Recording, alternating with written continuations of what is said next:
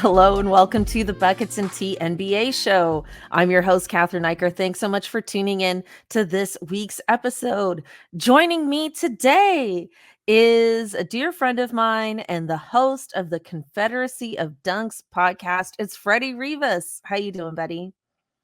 I'm doing good. I'm coming to you from my future baby's room. Ooh. Yeah, so special app.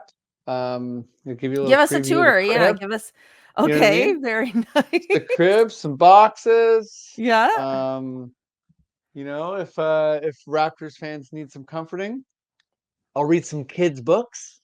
Yeah. What else we Sheep in got a here? Jeep. That Della Luna. That's okay. a big book. Um, Yeah, that's when they're restless. yeah, I got some baby clothes over there. Yeah. Also do my self tapes. Pig portrait. Honestly, this is how the sausage is made. So you're seeing it. Wow. That's true. That's true. Are you gonna do anything with the walls? Like, are you gonna paint or wallpaper?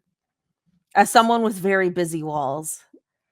Yeah, we're trying to figure that out. I am pro busy wall. Caitlin is my partner. I like to make fun of her because I feel like she likes museum walls, which is to me everything white so that the art accents, which truly is devastating for me. I hate it. You So did it's a cut constant you battle. did cut out a little bit there. Oh, okay. Did I? I think we Well, got where did I leave off? I think we got the gist that you like teasing Caitlin, but I didn't fully catch why. She likes white walls, so things accent, and I think Oh. that's a bit much, you know. I mean, it's the opposite of it being a bit much, but that's fine. Uh, Yeah, all right, let's get into not the enough. not enough. Let's get into the NBA here. Big news from, the Warrior side of things. Draymond Green suspended indefinitely after a punch to Yusuf Nurkic the other night there. Just wild stuff, really. I mean, a lot of people have come out and said, like, this guy needs help. Yusuf Nurkic himself said it. Kevin Durant also had comments after the game being like, this isn't the guy who I knew when he was my teammate. He has had several incidences in the last year that are more than what he's had in his career to date, or career up to, the Jordan Poole punch. So there have been Hmm. like a series of events that have led up to this. I was watching an interview earlier today with Joe Dumars, who said he was on the phone with the Warriors and that they were completely like in agreement with everything that was going on, or with everything that they decided.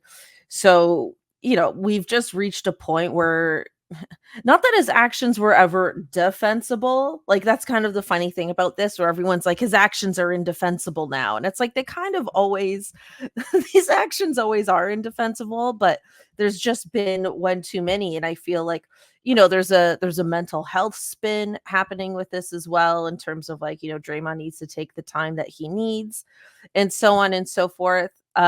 Freddie, what do you make of all of this? Yeah, it's a fascinating thing, and I really like that you highlighted the mental health spin because I think Am I that too the NBA. cynical? No. I know. I think it's a perfect sort of. I mean, I take that as a call out to a league that's like not actually interested in mental health, but they Mm, are when it suits them.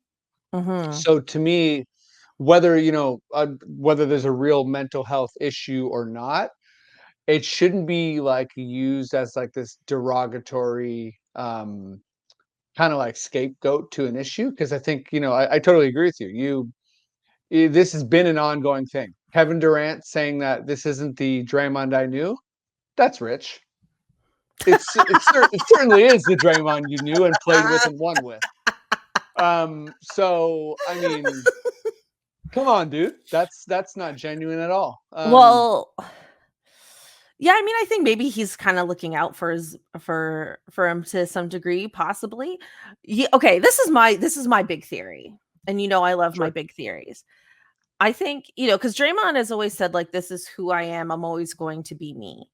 And I think the reason why the punishments or the suspensions haven't worked is because he then self-victimizes him, right? Like, he self-victimizes Mhm. himself in that, like, he does that, like, "There's a target on my back," so to speak, and, like, not Yeah. acknowledging that he put the target on his own back, stuff like that. And I also feel like the main difference, I think, within, this last year and in the past is the Warriors aren't who they used to be anymore.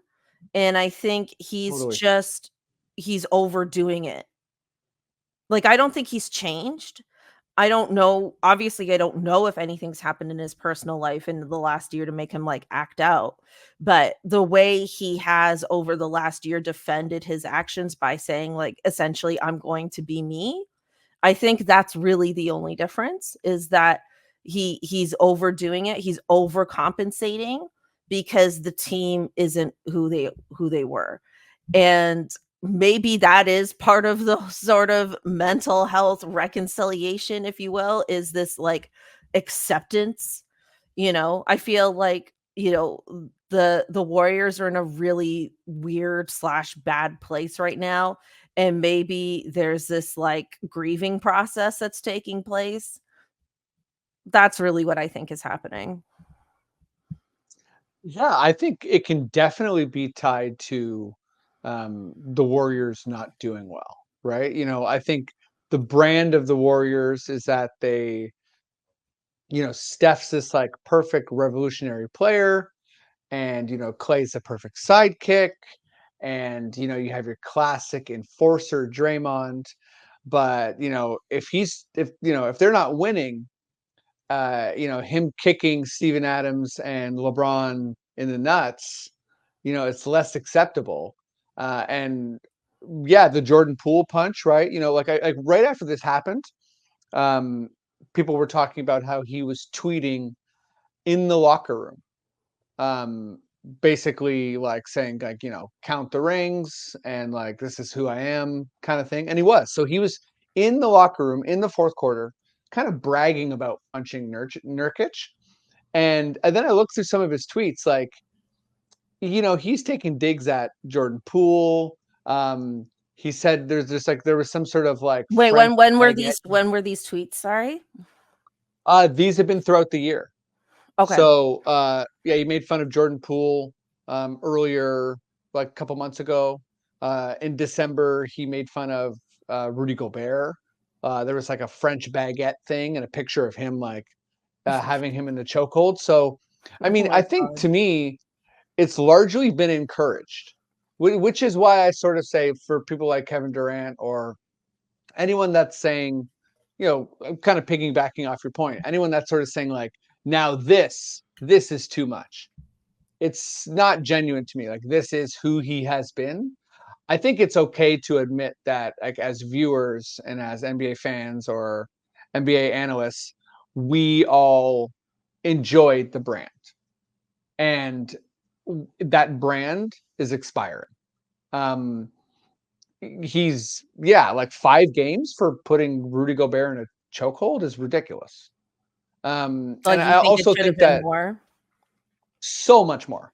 Like if you think about the level of violence that is, versus other sort of suspensions that have happened recently and in like NBA history, like it's a really, really small. It's a ridiculously small. Um, like that's a dangerous thing to do. Like putting Yeah, someone in a super chokehold, dangerous.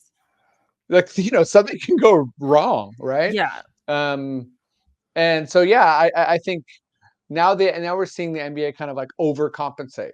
So I was looking into it, and the only other indefinite um, suspension in NBA history is Gilbert Arenas Right. uh, for when he brought guns in the locker room with Javaris Crittenton. And that to me, there's some funny similarities there in that like Gilbert was someone who was like, we loved his antics until all of a sudden we didn't, and it expired. And the NBA was like, you know what? We're actually done with you. And I think we're seeing that with Draymond. Like, the Warriors aren't at the top of the mountain anymore. So these antics, they're kind of like he's showing himself for what he is, which is a poor sport and like someone Mm. who can't control his aggression. And yeah, I mean, I think like I don't feel sorry for Draymond at all, but I do take exception to folks taking the high road with this, you know. Yeah, I mean, I think you made a lot of great points there, and I think a lot of this, like, sort of indefinite and then slash mental health spin is in part because the people who are making these decisions actually, like, really love and care and have a relationship with Draymond Green, right? So you talk about, like, Joe Dumars, right, who has been, referred to as a mentor to Draymond Green, and Mhm. then Andre Iguodala is part of the players union, right? Like, isn't he, like, the head of the players union or something? I just learned that today, I didn't realize that I think it was before. Chris Paul, but yeah, I Well, guess even it's if it changed. is Chris Paul, that's his teammate, but Andre Iguodala is a part of that Yeah. now, and I don't yeah, I apologize for not having his official title on hand, but, these are guys who, like, really know him, and I think on one hand, it's very telling that, like, these, you could call them friends of his are giving him this harsh sentence, but at the same time, they're doing it in, like, the most loving way possible, if that makes sense? Yeah. Yeah. No, Be I think that's fair. Yeah, because I mean, like, I when we look at John Morant, right, and I don't think these 2 they're not the same, but just from, like, a suspension perspective, he got suspended indefinitely, he got that mental health sort of treatment the first time, they saw Mhm. him with guns and they tried to give him that, and then it happened a second time, and then it was the narrative around that was like, "Well, now you're just embarrassing us." Yes. That's Right? key. You And nailed it there. and then now it's like Draymond Green went from this, like, suspension that was, like, after the Rudy Gobert incident, arguably light, to now the mental health spin one. And I think if something were to happen again, they would have to do the, "Well, now you're just embarrassing us" thing, right?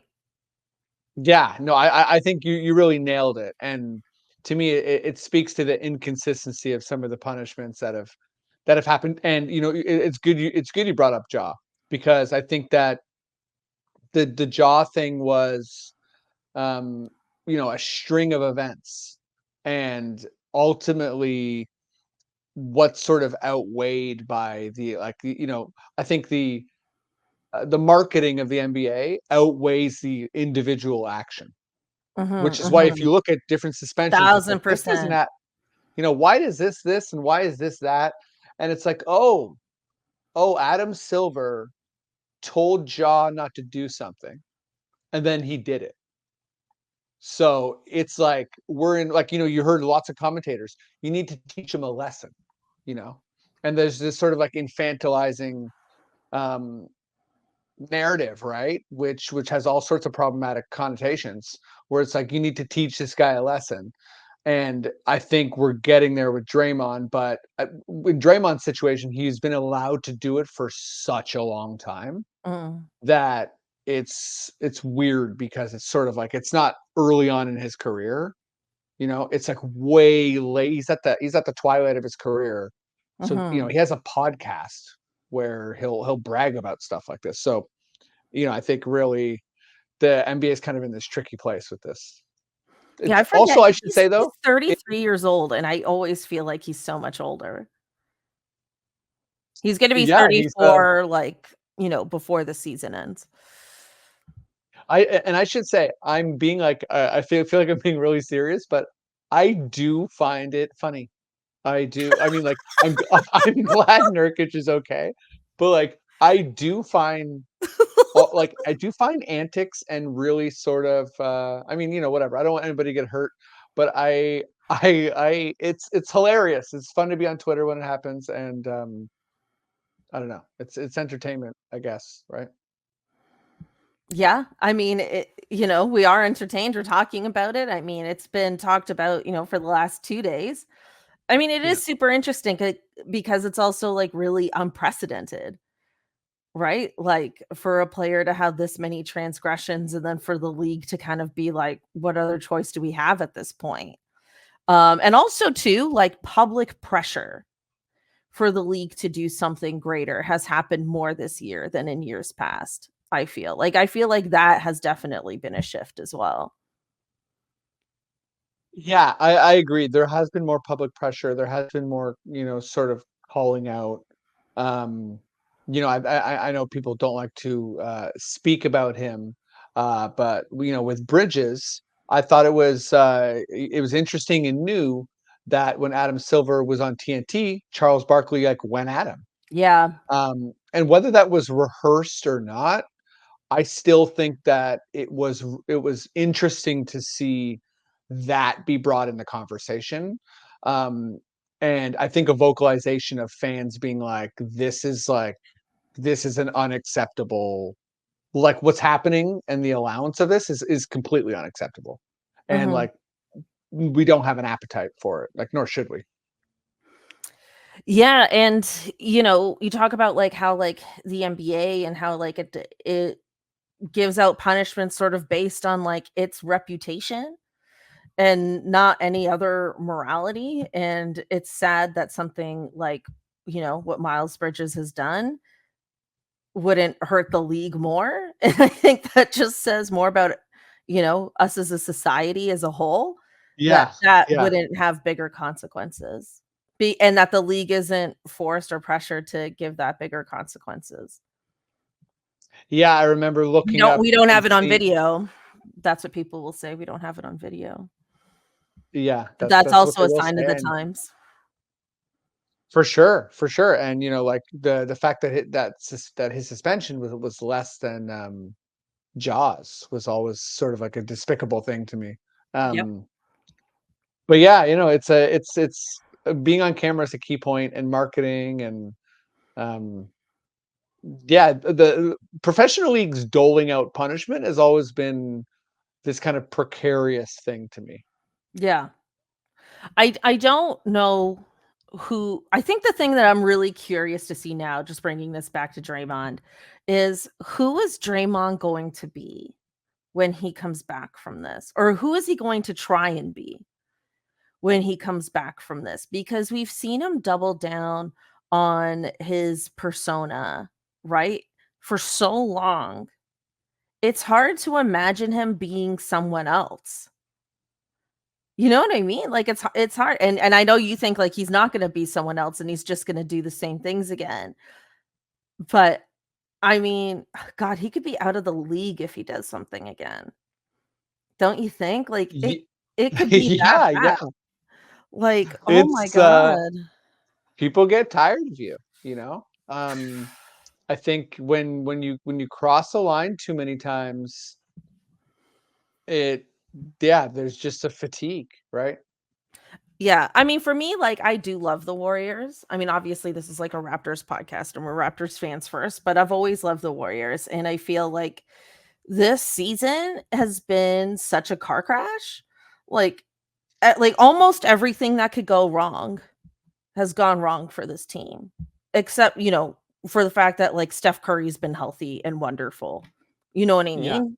Like, everything has gone wrong for this team, and, people talk, like, "Are the Warriors over? Are the Warriors over?" and stuff like that, and it's like, they don't win without Draymond. They don't win ga they have a losing record when he's out, and he has already missed half the games this season between injuries, and I think he had, like, a personal day and then suspensions. He's already missed half the games this season, and now he's gonna miss at least half the season total, and, you have to imagine this goes into 2024 and then some. I mean, I just don't know how this team recovers, like, even if, like, Clay finds his shot again, let's say even if Andrew Wiggins, like, finds his stride, which people have not talked enough about Andrew Wiggins' decline. Like, it is really atrocious. It's worse than Klay. Everyone's talking about Klay, and I have called Klay my NBA husband, so I know I'm very biased for Klay. But like, Andrew Wiggins' numbers are so bad that, to me, I'm like, not only should he not be in a starting lineup in the NBA, he should, like, his numbers this last week would take him out of the league. He has had as many turnovers as points 2 games in a row.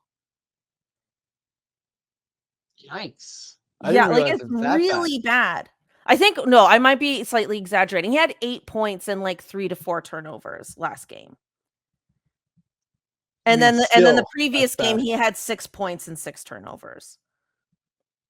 Wow. Like, Maple people are Jordan. not talking enough about how much Andrew Wiggins is struggling. Like, this, like, at least with Klay Thompson, it's like, he's come back from 2 really bad injuries. He's getting older. Like, his decline makes sense. Andrew Wiggins' decline makes 0 sense. Yeah, his decline doesn't make any sense to me. Like, I think players go through funks, and sometimes there's fit stuff. So Mhm. I can't imagine that he's kind of just like past a point of no return. But when it comes to the Warriors, I'm many people have said this, but I feel like Steph's not like LeBron level, but I have this kind of like viewer respect. Like, yeah, I know it is a Raptors podcast. I don't love the Warriors. I respect the Warriors, and for me, if Steph is healthy, I cannot count them out. Yeah. Like Steph is one of those players I have to see lose. Like, he has to be like, okay, the Warriors have lost 4 games out of the playoffs and the season's over, and then and only then am I like, oh, okay, like, no chance. Well, It's the same yeah. with LeBron for me, where it's like when LeBron is like straight up like his season is mathematically ended, then I'm like, oh, okay, he can't do it. But to me, as soon like because of Steph, I think that I mean it's been bad, but I don't know. I feel like I'm not ready to say that the Warriors are like done because uh because things are bad in the beginning part of the season. And not sorry, I shouldn't say the beginning. We're almost at 30 games. Or 25 games. So it's a significant chunk, and like the idea of them being like, let's say, like a top, having home court, like that's probably already done. Yeah, I don't So believe they're currently in the play-in right now. yeah, I think they're like 12th or 13th or something like that. Let me quickly look it up. But yeah, it's not been great. Yeah, they're currently 11th in the West. They're 11th. Okay, yeah. I will say this. I think this is going to be my big take. Maybe the Warriors aren't done, quote unquote, but this season is done. That is my big take. I don't think they can recover from all the things that have gone wrong for them this season. They might be able to recover enough to be in the play-in. They might be able to recover enough to be in the first round, but they're not going to be able to recover enough to make a significant run the way they wanted to at the beginning of this season. That much is done. I think for them to have championship aspirations again, they would have to find, when the Spurs had Kawhi Leonard. You know what I mean? Like, they would need that fourth X factor player to rejuvenize this, quote unquote big three to make it really happen. And I have no idea who that player would be. I don't think it's anyone currently on their roster. I mean, it'd be great if someone like Kuminga became that guy, but I'm not counting on that. You know what I mean? I Like, I was think, gonna say, here we go, Kuminga, let's go. like, Kuminga isn't going to Yeah. save this team, but that's what, to me, like, that's what it would take. I don't think, the who they have right now will be enough, but I think this year could be a transitional year. And then based on maybe some trades or things like that, then they could be a whole other force next year. Because you're right, Steph Curry is good enough. And I think Klay, there is enough there for him to get at least his shooting percentages back up. You know what I mean? Like, I don't think he'll be the Mhm. player he was, but he could become a more efficient player with the right situation around him. Yeah, and, I don't wanna spoil anything for later in the podcast, but when it comes to the, trade deadline teams, I think that you have Steph on your roster, and you want as few as these transitional years as possible. Yeah. Like, if you can make something happen, you do. So, they're definitely a team to keep an eye on. Yeah, I agree. And, I know we've gone on about them for a while, but they are huge in the NBA news right now. I think, there's been a lot of like trade Clay rumors. And I know I'm biased for Clay, so I don't want to see him leave that team. But I also feel like you wouldn't get value for him at this point right now. Like, this would be a bad strategic trade. Like, you are better off holding on to him at this point. You know what I mean? Like, his trade value's probably never been lower. And sometimes you don't trade Yeah. people when their trade values are that low, right? That's I yeah, feel I like mean, people haven't been thinking about it strategically. I feel like it's just this like vocalized frustration. that's a great way to put it, and I think I think when it comes to players that have been incredible and it seems like they're slowing down or there's like a fit issue, the emotional trade wants come in. Mm, And yeah, I don't really know what trading Draymond or Clay is really going to do for the Warriors. Like, I think at this point, they're in this rare territory of players who are drafted by a franchise and should retire with that franchise. And it's not as if that they were like the grit and grind Grizzlies and like really good and couldn't get over the hump. Like these are mhm, mhm. four-time champions, and that is the core, those three. So I think like as even if there's an ugly part of their last parts of their career, I feel like those aren't the pieces that are going to be moved. You'd be I'd more I'd expect like a Chris Paul or Kaminga or Looney or Wiggins or whatever. Yeah, Like, I yeah. think, like, certain packages that way to try and bring in someone who can make an impact. Yeah, I completely agree.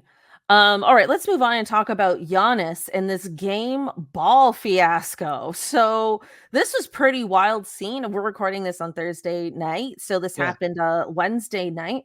Giannis had like a 64-point game and he wanted the game ball, but the Pacers took it first because their rookie, let me get his name here. I had this in front of me. One second. It is He got his first point. Oscar Tshiebwe. Apologies if I'm mispronouncing that.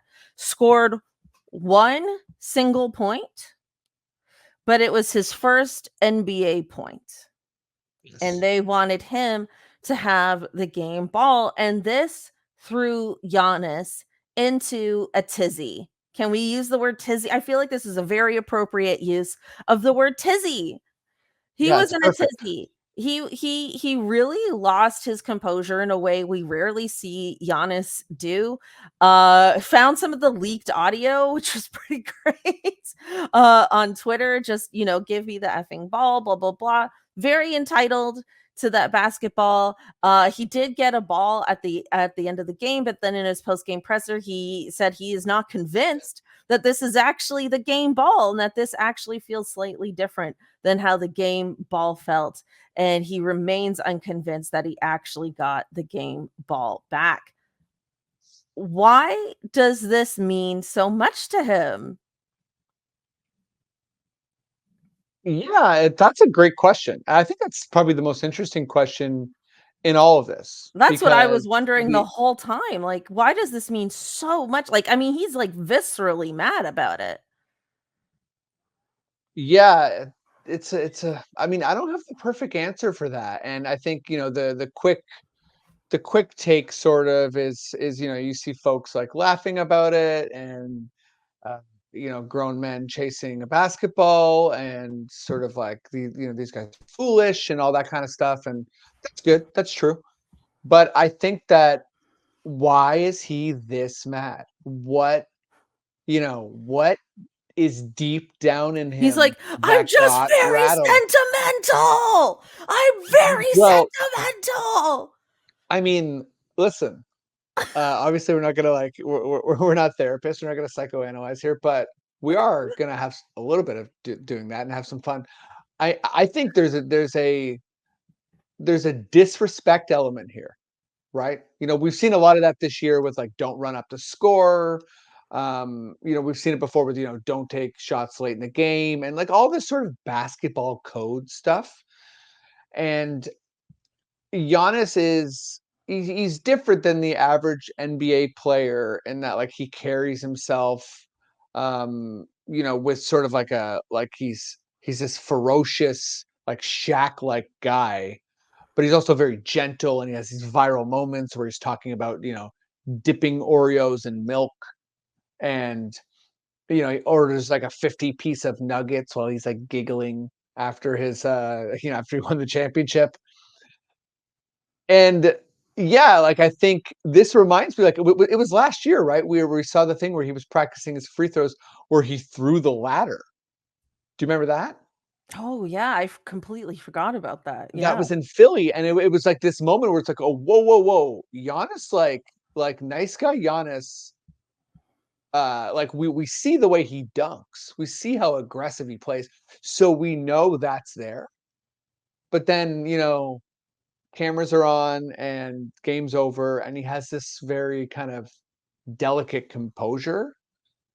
So yeah, I think to me it's sort of like there's kind of like there's these unwritten rules he has and that a lot of players have.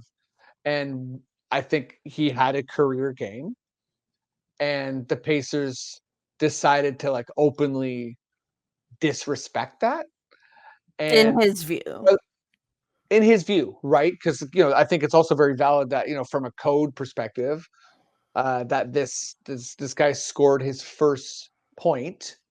But if you're a pacer and you're being honest, I think you would say this player scored his first NBA bucket. That's nice. But a guy dropped 64 points. Like anything over 60 is like history book stuff. So he's gonna want the game ball. Like we're Raptors fans. We've seen Kyle Lowry who like just aggressively collect the game ball, you know, as a thing, right? So I think a lot of basketball fans understand the significance. And so I don't think it's wild that Giannis wanted this, but all the sort of chasing around and going to the Pacers locker room, like the Pacers enjoyed this. This was there was some pettiness there They did from the enjoy Pacers, it. I think. They there was some glee in how angry they made Yeah, him. like they thought it was funny that he was so upset. It is. Yeah, it Like is funny that he was so upset. if if I'm a Pacer and I'm on the bus, I'm I'm like taking pictures with the ball. I'm absolutely, it's like that. What's that thing where that gnome like traveled the world or whatever? Like this ball is basically like is becoming a bit now. And yeah, That's so this to funny. me, I'm glad no one got hurt. This is honest fun.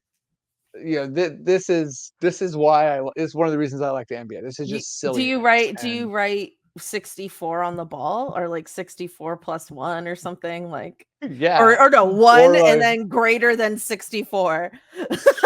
yeah, or not your ball. Maybe you could Not your dress it ball. up in a Bucks jersey. There's a lot of options. Get a little Bucks onesie. Oh my god. Fear the deer. Fear the Um, deer. Oh my god. Yeah, I agree. I think they're having a lot of fun with it. And, hopefully they see each other in the playoffs, right? yeah, this is great. This is great. Yeah, we need this now. We didn't know we needed this, and now we know we need this. This is like a Midwest duke it out situation now. And also, like, let's not forget, the Pacers have had this incredible, best offense in history rise, this emergence of Halliburton. And they beat the Bucks and they beat the Celtics like in pretty Mhm. dramatic fashion. Mhm. So the Bucks are like, "Hey, we're gonna kick the shit out of you," and the Pacers are like, "Well, we're sore losers," right? And I think like I like it. Like if I'm a Pacers fan, I'm like my So team now you has. like being a sore loser. Now you like being a sore loser. If there's no violence, if it's just pettiness, I'm in. I'm in. If you're Yes. like if you're pretending to break free of someone and like swinging around and punching them in the head, I mean, there's got to be limits to it, you know? I actually don't believe he meant to hit him in the head. That's the funniest part. I actually believe he didn't mean to hit him in the head. I can't even tell. I think like to me, it's one of 'Cause those it's such a like weird motion. It's such you a know weird motion that I it actually honestly. believe that to be true, but it's just too ridiculous at this point. Well, I think like okay, like it happens in basketball sometimes where there's like there's something that's like there's an aggressive motion and then it's like it's tailed back just at the last minute. And to me, this is like a weird comp, but I remember feeling that way when OG flipped Dennis Schroeder. Like there Mm. was this element of sort of like he kind of caught him from falling, but then he wouldn't let go, and then he was like lifting him. But like it's not as if OG like picked him up and like with all his might slammed him. It's sort of like it was like a half measure. And I think that we saw that kind of with Draymond where and which is why I think there's a plausible deniability where it's like I was just trying to break free. It's like, yeah, but you spun around. Yeah, no, I Like, mean, the fact that, like, you know what I literally, mean? It was weird. like, Yeah. every player that's also a broadcaster now is like, "Yeah, no." Like, that was a TNT game, and there was, like, Vince Carter was there, and, like, Grant Hill was there, and Jamal Crawford was there, and they were basically like, "Yeah, like, there are so many other ways to show a call or to exaggerate to get a call," that they Which were like Draymond that knows. they weren't buying it either is what I'm saying. Yeah. Sorry. I Um, almost knocked my water bottle off, this has been a for the YouTube drama-filled audience. YouTube audience. This has been a drama-filled podcast. You're getting just all sorts of like outside of basketball commentary. So I hope you like it. All right, you know what? We were gonna do, like, some trade talk. I mean, are you okay to go long? Like, how are we doing Yeah. here? Yeah, let's do it. All right, so outside of the Raptors, because we know the Raptors are gonna be pretty front and center in all these trade rumors now that, trade season's officially open. What team in the NBA do you think is gonna make a move? A big move? Yeah, this is tough. Like I don't have the an eye on a like a disgruntled star right now. Mm. I think there's already been some pretty significant moves like in the offseason with Dame, with Beal. Like these are two shoes Yeah, and the that Clippers, yeah. and the Clippers exactly. Yeah, exactly. Harden. So obviously the Raptors, but I sort of think it's going to be a team that is good but not great, making an aggressive move. Like, would I be totally surprised if the Knicks made a move? No. Like, I think if Yeah. you look at the Knicks, it's like, hey, it's been a long time since New York has had a respectable team. Brunson's awesome. Randall's good. They have other good players, obviously. Grimes, I actually think the Barrett. Knicks are more likely to make a move for Zach LaVine.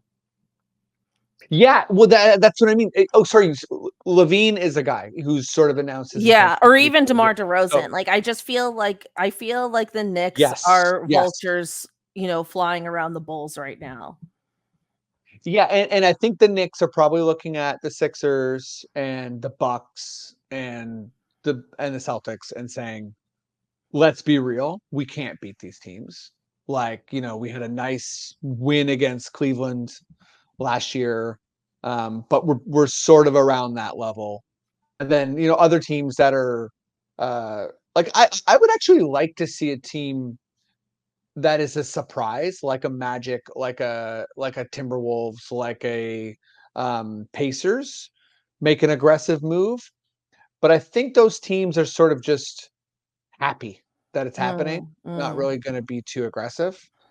mhm. Uh, yeah, so I think the Knicks to me are a team that wants to make a move. Miami's gonna wanna be in the mix, right? If Miami can make something happen, That's true. uh, they wanna push Jimmy's timeline for sure. I'd also, yeah, the Hawks, right? The Hawks are like I think the Hawks, Bulls, Raptors are all in this They're territory. all in the same space, I agree. Yeah. And then in the West, maybe the Kings. Like the Kings had that like light the beam Cinderella year, and now things have sort of settled and the league knows who they are and they've adjusted pretty well. And the Kings are not Yeah, like I mean, world I think the beaters, right? Kings, they'll But they're good. probably I feel like they're more likely to make moves in the off season and that they'll give this whole year a solid run. You know who I think could actually be legit traded that no one's really talking about is I think the Bucks could trade Chris Middleton. I think the Bucks, even though they have a solid record, see themselves as struggling. And their defense has taken a real hit after trading Drew Holiday. We all know this. And I feel like, Chris Middleton isn't who he used to be. And even though they won a championship with him, I mean, they won a championship with Drew Holiday. Like they see themselves as a big one in Giannis, right? And Mhm. and nobody else, I mean, I guess Dame as well now. Like no one else is untouchable on that team. And I feel like I feel like they could make a move because they want to win now. They want to be at the top of the East. They want to separate themselves from Boston, from Philly, and I feel like that's a team that we could be surprised by come the trade deadline. Yeah, I heard talk about and I'm just looking at the Bucks record. They've sort of rebounded to 17-7, Mhm. and I have Middleton in fantasy, and he's Ooh. slowly he's gotten better. I have the worst Um, fantasy team of all time. Just gonna say that. really, I love it. I should Well, it's I don't wanna fantasy, interrupt so I interrupted your point, I'm sorry. I am sorry. no, it's okay. Maybe your team is good at defense, which isn't reflected in fantasy. Okay, I'm just please trying to be keep going. nice. You have Chris Middleton on your fantasy team, and Oh yeah, I think he sort of falls into that Clay territory, like you were talking about, where his trade value is so low, that who is taking him on as a project right now? Like, if you're the team, I guess what I'm saying is, I'm sure the Bucks would like to trade Chris Middleton for someone who is like the old Chris Middleton, but like, I don't know. No, you know who I Um, think they could go for? Like, I don't know. I don't have the right player in my mind, but I have a type of player, right? So like a Marcus Smart type player or like an OG Anunoby type, not suggesting that we would trade OG Anunoby for him, but I just mean like someone who is primarily known for defense. They need a defense yeah, first guy. They need a flexible person, right? Small forward, power forward, like flexible that like when Kawhi is in town, he's gonna guard Kawhi type thing. That's who I feel like they're missing. I don't know who that is yeah. for them, but I feel like that's the type of player they could go for. Yeah, I wonder who. I have a couple here because I think there's some interesting teams. I put the Thunder in the category of like, yeah, they have so many assets, but they're doing so well that they're going to see what happens. Oh, true. Um, Mhm. but the Pelicans, to me, right? They've had like so many good players for a long time.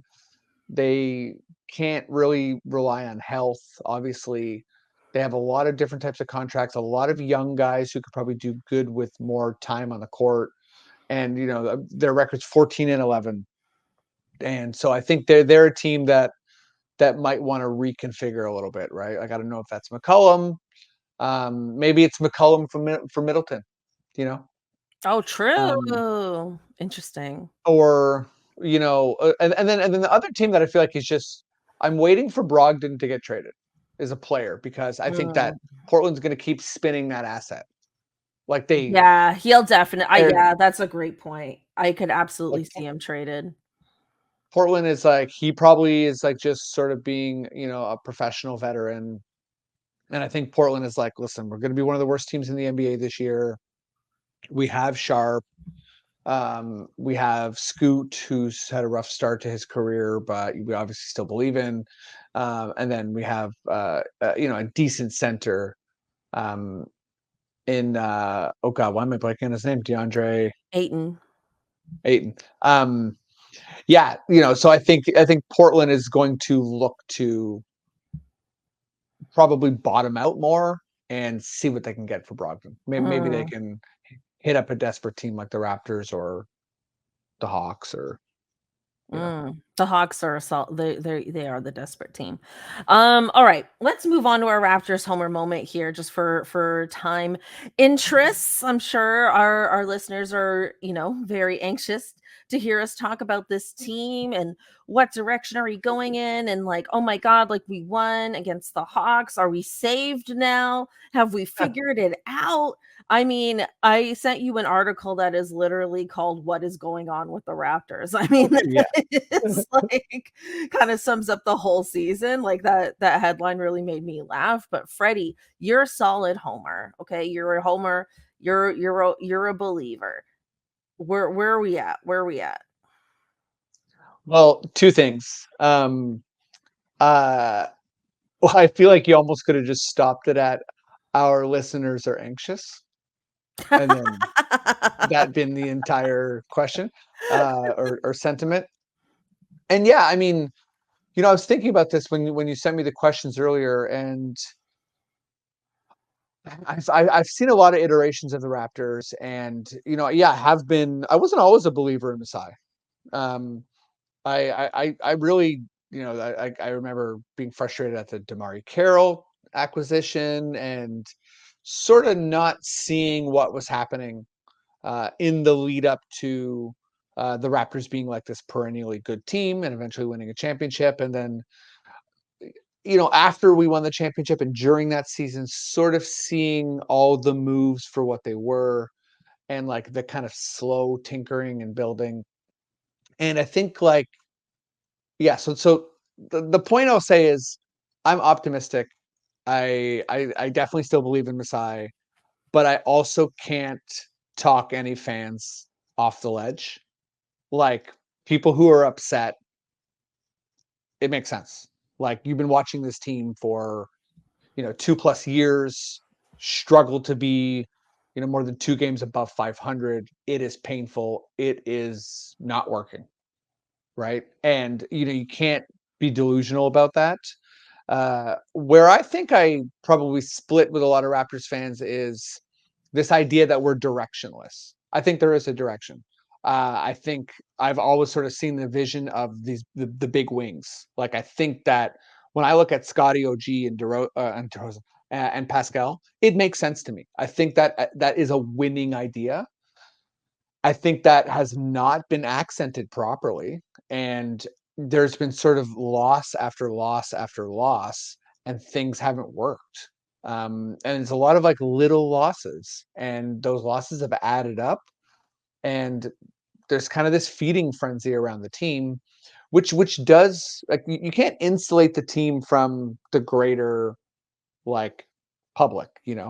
People don't believe in this team, and then I think after a little while, the Darko stuff, it wears off, and this team doesn't believe in themselves. So, yeah, that Hawks win was nice. We hit a bunch of threes, but this team's calling card is supposed to be its defense. And it's not like we're like locking people up or shutting people down. We're in an era of offense, and we've tried to build this defensive non-shooting team, right? So, and like I think I had fun watching that game. It's been cool to watch our big three be good for a couple of games in a row. I think Darko's going to get better. I think there's a lot of good things that are happening. but none of those things are connected. And this team lacks an identity. And it's just sort of, can they gain an identity? Can they gain momentum? Sure. But will they? I don't, like, we haven't been given enough of a reason to believe that they will. So that Um, was long, but yeah. no, you made a lot of interesting points there. So yeah, you're essentially a 6'9" vision believer. Like you, but I am. and I haven't been. This is something I am, yeah. that we differ on. I So even okay, with all this evidence and all the things like you said haven't necessarily connected, what makes you continue to be a believer in that vision? Well, I think Scottie's the main reason. So, just put aside that Scottie's made this preposterous 3-point offensive leap, which even Scottie stands can't honestly put up their hand and say that they were expecting. Um, so that's just like this great, amazing thing that we can put to the side for a second. When I thought about Vision 6-9 and what might work about it, a key part of it is you don't spend too much money on a center. There's Embiid, there's Jokic, there's a couple other incredible centers. Other than that, they're like sort of utility players in the NBA. And when Scottie plays center, we can create lineups on this current team even that are really, really tough to play against.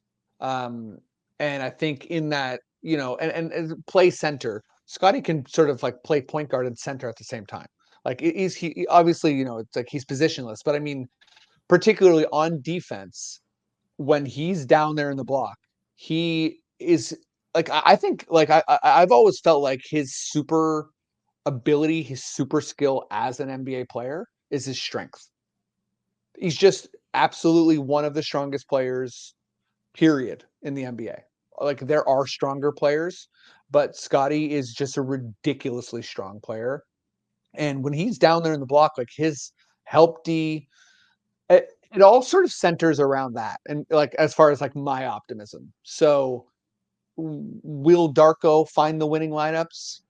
I don't know. Maybe, maybe not. Nothing has really made me think that he will. But when it comes to like the vision of this roster, I see it. And then I'll just add one other thing. All the contract stuff does matter. So it might be a scenario, and Masai even said this, when he was talking about Vision 6-9, like he said it like, it hasn't worked yet. And I'll add to that, that doesn't mean it's going to work ever. But I don't think that necessarily that means it was a bad idea.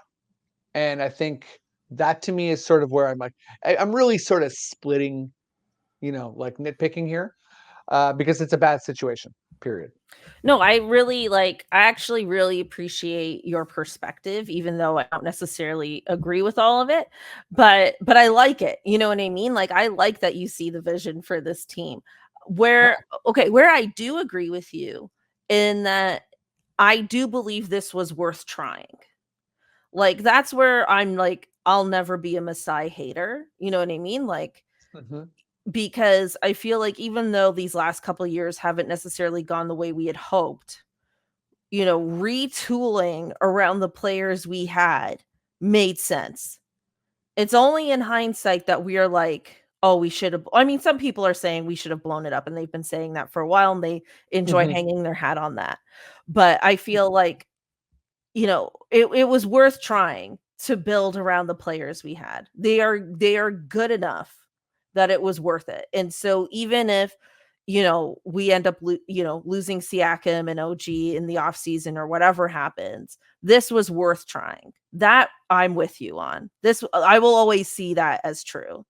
But I don't feel like this iteration of the roster is going to prosper well past the 500 mark. I totally agree with you. And I think as well, two things. So losing OG and Siakam for nothing is not losing Fred for nothing. Losing Fred for nothing was a miscalculation. It sucks. Losing OG and Siakam for nothing is inexcusable. So like there's Like, like that's a more Messiah has done devastating loss is what you're saying. just devastating in so many ways. Their value, like a player like that walking and not getting anything in return. And to me, it's not even like it's like here we go again. It's sort of like no, this is a completely different situation because these players are on a different value level and significance level. And you know, I think that to me will I can't think of something. I can't think of a bigger Messiah mistake. Like if you sort of go through his mistakes and his gambles or his being too patient and missing out on opportunities, right? Um, and those I find are hard to calculate because most of those are rumors, right? It's like, Mhm. could he have traded for Maxi? Sure. Was Maxi actually on the table? I don't know. Could he have traded OG for 3 picks?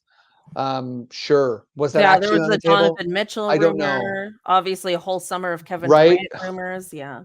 Damian Lillard, like so Yep. it's like, oh, the Raptors are in the mix for this and they're in the mix for that. It's like that all sounds interesting and let's talk about it. But I as a fan, as an analyst, like I can't actually say this happened or this didn't happen. So, anyways, just to say if those two walk, if one of them walks and and that's just the end of that story, then that's like a really it's not a big blow to Masai. It is like a just That would be his most egregious error. that could be like in some ways the end of Masai. Like it's so Wow. big, it could carry a lot of consequence and would be like Oh. I think just bad. Period. End of story. There isn't a spin on it. Even if you believe in Masai, there isn't a positive spin on that outcome. I don't think. Yeah. So I you think I don't had wanna another so thing, but you definitely I went don't into wanna that. see them traded. You wanna see them both here. I would love to see them both here. I would love to see them both extended. There's been rumors of a Siakam extension, rumors, right? Yeah. But there's been, and I'd love to see it. Like I think Scottie and Pascal play great together. I think they're like a fantastic fit. And I also feel like they can win together. Um, now and same with OG, but I don't think that necessarily includes like Pirtle in the starting lineup, or it definitely doesn't. Schroeder's like our mid-level exception summer guy, right? So that's not what's going to work for the Raptors. So what like it's an unfinished roster, and you're talking about like building. I think a big part. This is a projection in the future, but I think when people view the post-championship era, if Masai is still here and we end up building a winner around Scottie, big ifs, I think people will see this era as a choice Masai made to not build around Siakam and to Right. use Siakam as a transitional star. Like Siakam's amazing. I love Siakam. But I think Masai sort of decided like I'm not going to build around you. I'm not going to give you shooters. Like I'm going Well, I to think people could see this era as that regardless. totally, and I think that he doesn't believe in Siakam that way, which is fair, right? Yeah, I think that's fair, but also I feel like because Siakam became an all-star, people have expectations of him that I feel aren't always fair. Like, I feel like people forget how much he overachieved. You know what I mean? Like, people Totally, just totally. forget that he overachieved, and then they just keep raising the bar for him. And then it's like, you get to a point where it's like, that's not only is that not fair, that's just not realistic. Hmm. Like, I feel like there's just a lot of, like, people who just don't accept Siakam for the player he is, and that the player he became is actually very, very good, especially considering where he started. Yeah, that's a true statement of so many of the NBA's players, right? Like I think we Mhm. have this linear idea of players where it's sort of like, okay, great, so they get better every single year, end of story. And it's like I don't think that's the truth, right? There's so many players that have down years, have down months, um, and don't mesh well, aren't at a stage where they can kind of like have a ton of chemistry with a particular player, whatever it may be, right? And you know, that's kind of the reality of the NBA is that like there's a lot of there's a lot of unknown that we can't predict, even though analytics are so much further than they've come so far. We still can't say this player is going to have a breakout year or this player is going to have a down year. We can make an educated guess, but there's just so much other stuff going on. Of course. I also want to talk about the Raptors leadership because, Siakam made a statement about how the team needs to be more vocal, more louder. They need to be giving more than they're giving. And to me, I really appreciated this statement because one thing I said on this show at the beginning of the season was who is the vocal leader on this team or who is the leader period on this team. You talk about like, lacking an identity and stuff, and it's like that's a huge part of it. And I agree with you, we're kind of in this, Siakam to Scottie transitional era that is yet to be, clearly defined. I think that's fair to say. But also too, it's like every locker room, we of course we were somewhat spoiled when we had this with Kyle, right? It's like your best player doesn't necessarily need to be your vocal leader. And that I feel this team is missing. And I think Siakam, who is very, typically on the quieter side, more of a lead by example type player, is being vocal because he's seeing that that need is lacking or that it's not being met. And I'm curious, like, do you feel like, do you, first of all, do you agree with that statement? And then do you feel like somebody like Scottie or someone else on the team needs to embrace that this need is there and then try to fill it? Yeah, I think this is really cool to me. Like I feel like this is like the juice of a team, and Pascal is an incredible player, and how wise of him and honest to say that. Yeah, we have a lot of quiet guys on the team, and it's true, right? You look at besides him, screaming like "and one," which is Which is always all great, he screams. He doesn't scream "and anything one." else. We learned that in the um, bubble. He only screams and one, even when there's so good. clearly no foul around him. He could be Uh, alone. hey, he also goes, Anyway. "Hey," or "yo." He says "yo" a lot, which is great. Um, but he does, and It's like a with string Hurdle, doll, and then, like, he has this. yeah, she's got a couple of sayings. OG, right? Um, and I think there's been a leadership void since Kyle. I think that with Nurse and Fred had this kind of like leadership connection, but it was sort of like Nurse had this kind of like authoritarian rule, um, and that was kind of like it became spent by the end, and it's Scottie's team, and to me, it's that like it's not like Siakam is saying like be louder, Scottie. Like Scottie's a big presence, but I Yeah, and almost he feel didn't like say that, Scotty, he just said "we," like, he wasn't, yeah, just to be right? clear, yeah. Yeah, totally, totally. But it's almost like we're waiting for this moment where the the Raptors are in the locker room and they're like getting ready to like come out and do the warm ups or whatever, and Scottie's like, "Hey, come here, Pascal," and he just like grabs Pascal by the shoulders and he's just kind of like, "They're calling my name last, like Mhm. I'm last now, and it's my team, and I think we can do this together." I think you actually want this, and I'm an alpha. I got drafted 4th overall. I'm just the biggest personality in the room. We can win together, but it's my team. And I think Scottie is that guy. I think he can do that. And it's funny. So much of the Scottie conversation is always like, this player's holding him back, that player's holding him back. He needs this player, he needs that player. And I feel like people are sort of missing the essence of Scottie, which is like he is someone like he's just gonna take it. It's not about other people. Like he's gonna take the shot, he's gonna make the play, and he's gonna dominate. Like he's that type. He has it. He's one of those players, one of those rare players who is, yeah, it's sure, there's ways to maximize him, in terms of spacing and all that kind of stuff, and that's important. But I think from a personality standpoint, there's going to be a time where, in the future where Darko's drawing up a play and, the camera's in the huddle and Scottie grabs the clipboard.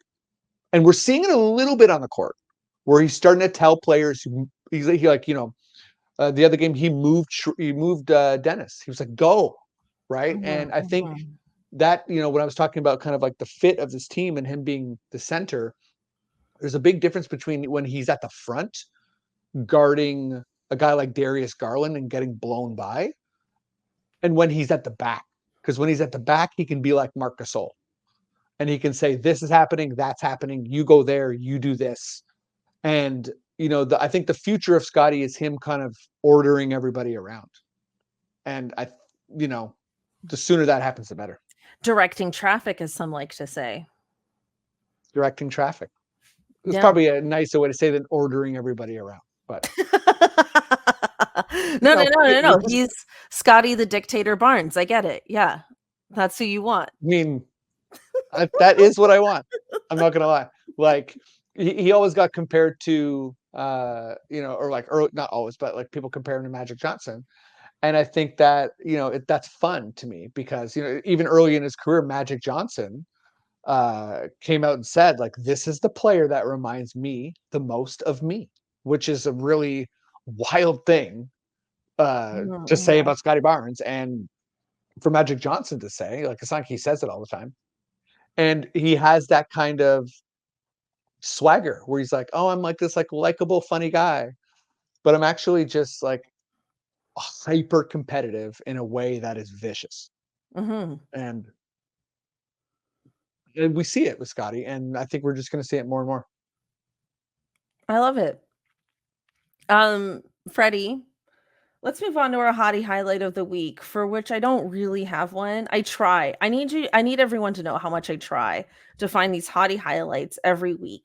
But I just feel like, when we're not winning as many games, we're not being as cute, we're not having these like scarf moments and like all this stuff. So for me, the hottie highlight is just that we beat the Hawks. Sad. It's a sad hottie highlight. Yeah. Do you have one? I mean, like even like the shaving commercials, it's always the same. It's like this one hand gesture. Okay, let me ask you, as a fan and as a man who shaves their face, have you ever seen this gesture and then thought, I need that razor? Or have you ever seen a raptor? Has a raptor ever this is a really good question. Has a raptor ever influenced you to buy a product? No. I gotta say, I really thought you were gonna say primo pasta sauce. I was really yeah, primo pasta and sauce. Anyway, yeah, it's fine. It's fine. Nothing wrong with the shaving commercials. I'm just like, can we switch it up? I need something new. Even like there's one with like with Scottie and Jack Armstrong and then the baby, and it's like I can tell they're not in the same room. We could step up our commercial game, is what I'm saying. We definitely could. It was a Grady Dick, like Pascal McDonald's commercial. It's not. It's wanting. Maybe the hottie highlight is Darko buying a a guy in New York free dinner because he's wearing a Raptors hat. Oh, I didn't know that. This guy loves buying Yeah, people dinner, eh? I know exactly. Um, by the way, But that's the kind of I'm stuff gonna I need. You're what getting up, but you're moving. I'm getting Yeah, up I need because I need my charger because I'm in my okay. baby's room and I didn't have my charger and I'm like, listen, We're gonna this get a can't tour of end. Freddie's house. We're getting a mini tour here. We're getting this. This is rare stuff here. Okay. Now step two is me not I don't falling think down the I've seen stairs. the upstairs of your house, actually. It's pretty cool. Um, here's my door. Um, Wow, more We the North stuff. more WeTheNorth stuff. I hear Caitlin. That's Caitlin. Hi, There's Caitlin Caitlin. right there. Caitlin has no idea what's happening. But listen, this is how dedicated I am to the podcast, not just ending with me with me freezing or running out of juice because Well, this hottie highlight. I'm gonna have to consult you every week from now on for my hottie highlights because I did not know that Darko bought someone dinner in New York. Darko dinner? That counts. I mean, he's been getting clowned for doing this whole if we win 3 games in a row, I'll buy everyone dinner thing. He's been getting clowned for that. And that was my hottie highlight last week. It's clown worthy. Darko Dinners is a Darko dark Dinners moment. is a whole thing now. Darko Dinners is like a specific type of dinner now. Yeah, Darko Dinners is like you're not in a good spot. If it's sort of like you're like, hey guys, will you please win? I will buy you dinner. It's like these are a bunch of extremely wealthy men. They do not need their dinners purchased. They also maybe don't even want to hang out with you. So There's that part. you Yeah. you offering to buy them dinners, that's yikes. Yeah. And I think they should want to win games. You know Yeah, what I mean? Like it felt like a little dad stuff, you know? It felt yeah, very dad to me. yeah. His dad energy, I like It's it. I think fair. it's fun. It's like, you know, in Good The change up, Simpsons when like but Marge walks in with a punch and then she immediately walks out because she realizes like it's a bad time because she's not cool. yes. Lives rent free right there. In your head, Correct. I feel like you pointed in your eye when you said that. You're like Oh no, I lives meant I was not lives pointing in rent my eye. It free. lives rent free in my eye. Lives rent Lives rent free. free in my eyeball. Oh, no. I think it's Hottie just the highlight. angle of this microphone and everything. That's like huge and off to the side. I mean, it's a nice mic. That's a hottie highlight. You and your mic. Thank you. I used to have this like this screen that's supposed to like prevent you from like popping peas and stuff, but then like it blocks my whole face. And then Zarar had to email me. Shout out to Zarar. Zarar emailed me and he was like, "Could you not block your whole face during the podcast?" And I was like, "Oh, sure." Zarar is the best. For my podcast, we have the longest intro ever, and he'll never not make fun of me for that. Yeah, it's like a 10-minute intro. It's very long. Yeah, it's changed. We don't do it anymore, but we did it for a solid year. Yeah. Well, I'm actually kind of happy that you moved on from that.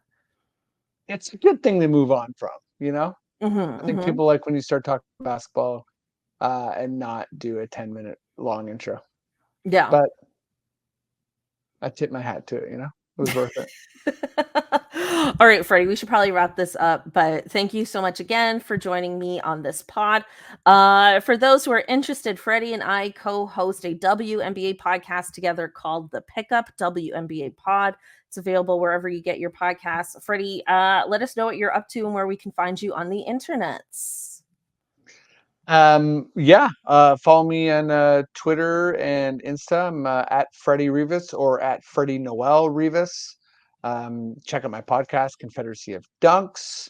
We're doing a lot of like stupid draft games. I think we're going to do an all-time GOAT draft next week. Like Raptors goat and or goat goats? like just all different types of goats, like goat magician, Like mountain goat. goat and Yeah, yeah, you know, different types of like the species. Yeah. Um, but yeah. Also, if you're in the Toronto area, I'm starting a stand-up show, which is gonna be really fun. It's at the Burdock Brewery. First one is January 4th. So come out in 2024 and check that show out. It's gonna be great. We have really, really good comedians, and it's gonna be fun. I think I'm gonna do the next one in February. Damn right you are. Yeah. And So also, shout out to my baby that's on the way. shout out to your baby that's on the way. Oh my god. All right. Thank you again. Thanks everyone for listening and tuning in, and we'll catch you next week. Bye. Peace. Thanks for having me.